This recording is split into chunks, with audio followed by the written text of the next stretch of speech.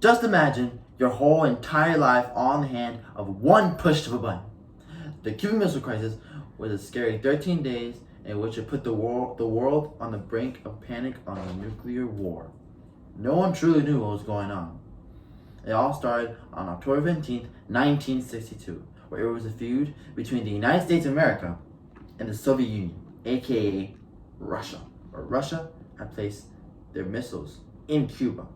With Cuba being only 90 miles away from the United States of America, it was a perfect target for them, for America to be hit anywhere across the country. After the United States of America had tried to overthrow the Cuban regime at the Bay of Pigs battle, Fidel Castro, the revolutionary leader of Cuba at the time, had asked for assistance from the Soviet Union to prevent another attack from happening from the US again. Nikita Khrushchev, the Prime Minister of Russia at the time, was happy to help. By placing the nuclear missiles in Cuba, it would also help Russia to defend themselves against the Americans. Basically, a nuclear weapons development and against the United States, and basically evening the odds.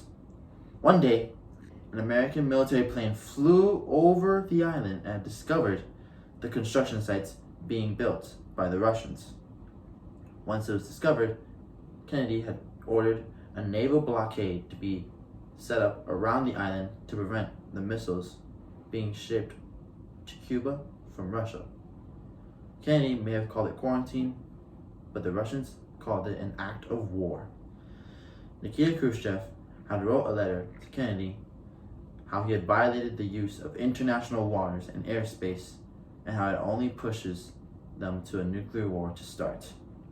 Kennedy had decided to force the removal of these sites, putting all families across the United States in a panic in which they can't sleep at night.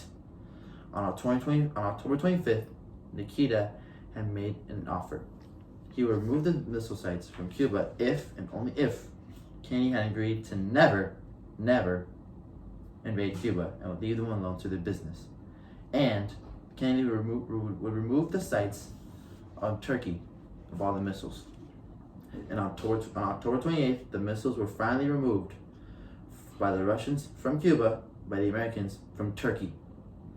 Thus, the end of the Cold War came, and it was called the Cold War due to the fact that nothing had happened between the two countries at all.